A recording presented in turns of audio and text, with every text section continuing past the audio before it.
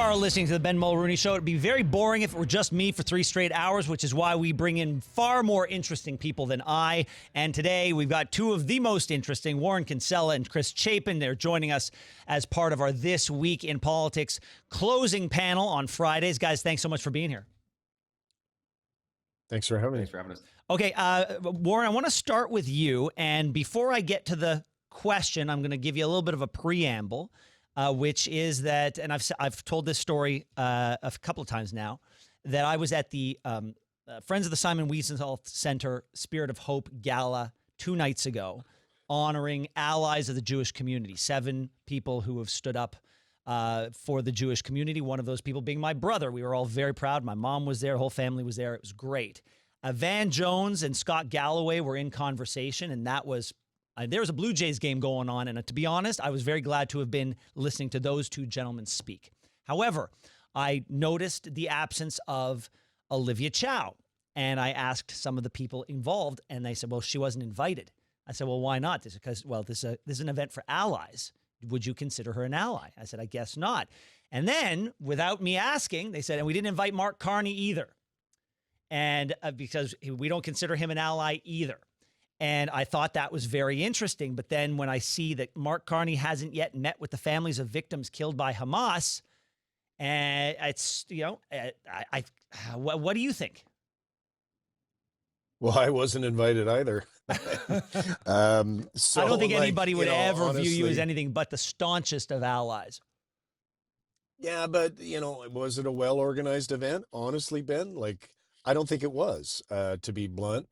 Because I've heard from a lot of people who were surprised that they didn't hear about it. Not inviting the prime minister and the mayor, notwithstanding what you feel about them, it's stupid. It's stupid. They are people, whether they like it or not, have power and have influence.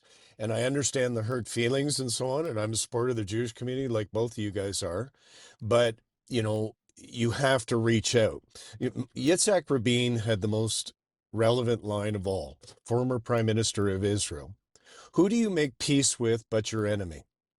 Who do you make peace with but your enemy?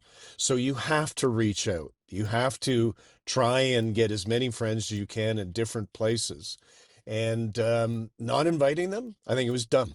Yeah. And and I'm not a fan of Olivia Chow, but I think it was a dumb move. Okay, fair enough. Now, but let's go to the story that Mark Carney hasn't met with the victims, the families of the victims yet. I was surprised to read that, and I'm not going to lie, a little disappointed. Yeah, well, that's legitimate. In fact, Justin Trudeau and Mark Carney are the only G7 leaders who have not traveled to Israel to pay tribute to the victims of October 7th, not the government of Netanyahu, not the bureaucracy in Israel, just the people, the victims, of which 7 were Canadian. Trudeau didn't go to Israel, and Carney still hasn't either. Now, Carney, when he was governor of the Bank of Canada, did go to Israel, but that was before October 7th. And all of us know it's really important to go and show, whether you like the Netanyahu government or not, to go and show solidarity. And that's why I think it's the criticism I make of the Simon Wiesenthal people, why I think they're dumb not to reach out to Carney and to Chow, is it gives those two people now an excuse not to do anything for them and say, well, look, they didn't even invite me, so what do you want me to do? So, you got to make peace with your enemy, and that applies to both sides. All right, well, we're going to go now to the starting third baseman for the Toronto Blue Jays, Chris Chapin. Chris, do you see things the same way as Warren? No, a little different. I think, to your question about Mark Carney not visiting with any of the families of the victims who were killed by Hamas in Israel, completely unacceptable. To Justin Trudeau's credit, at least he did before he stepped down from office as the right and appropriate thing to do for a prime minister. I'm not going to speak to the logistics of the Spirit of Hope Gala. I think I can see it both ways on whether how many times you're going to be fooled by inviting people who the mayor specifically have just made up ridiculous excuses in the past for why she's chosen not to stand by the Jewish community in this city. Has made up scheduling errors or, used the old, I must have missed it in my inbox excuse to why she hasn't attended events in the past. So I think I can see it from both sides on, in terms of the event, the logistics itself. But, for Mark Carney to have chosen, I think it's a deliberate choice so far to not have chosen to meet with the families of the victims of these terrorist attacks by Hamas. And, I was encouraged by the article to see that it sounds like his director of communications said the prime minister would be reaching out to these families shortly. But I think sometimes it's a little too late. And, it certainly shouldn't be spurned on. Action should never be spurned on by a media request. Well, listen, it's not all bad news, and he's got a lot of balls in the air. Some of them are bound to drop every now and then. One of them that seems to be stick handling pretty well. That's why I'm mixing my metaphors there. Mining in Canada is doing well. It looks like Europe is going to have access to Canada's critical minerals. Is this a home run for the Prime Minister and for this government, Chris Chapin? Yeah, I think it absolutely is. It's, I don't want to give the Carney government too much credit so far because I think I've been left wanting more. I've been quite impressed by Minister Hodgson. Yep.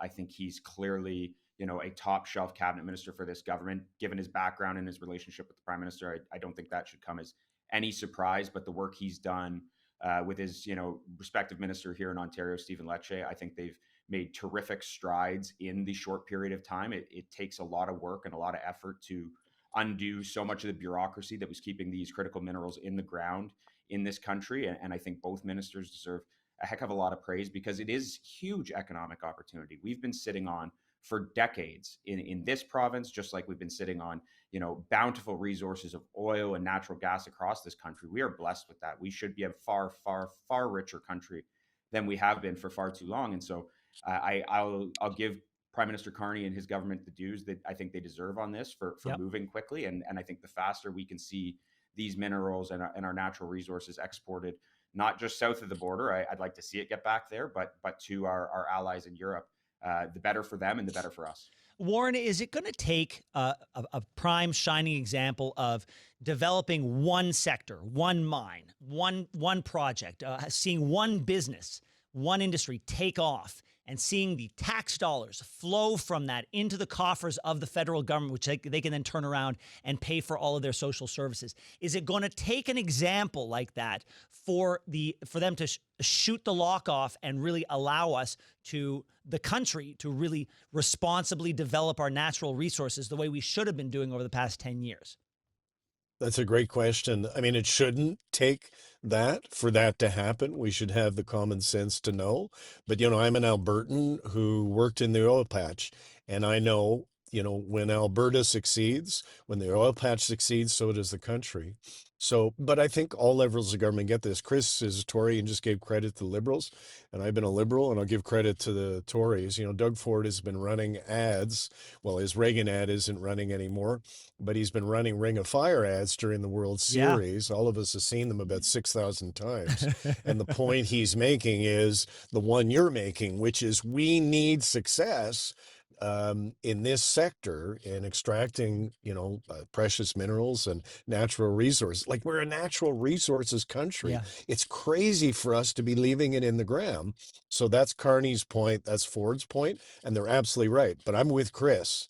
Like, I'm from Missouri and I'm from Calgary. Prove it to me. Yeah. Prove it to me that you're actually going to do it.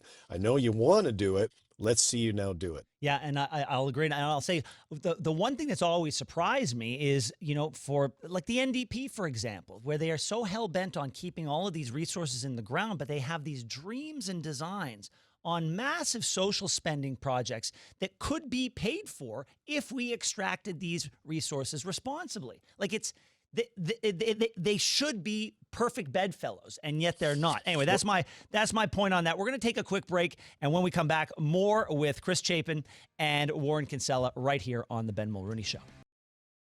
Thanks so much for watching the show. Now, if you enjoyed what you saw, hit that subscribe button so you never miss another episode of the Ben Mulroney Show.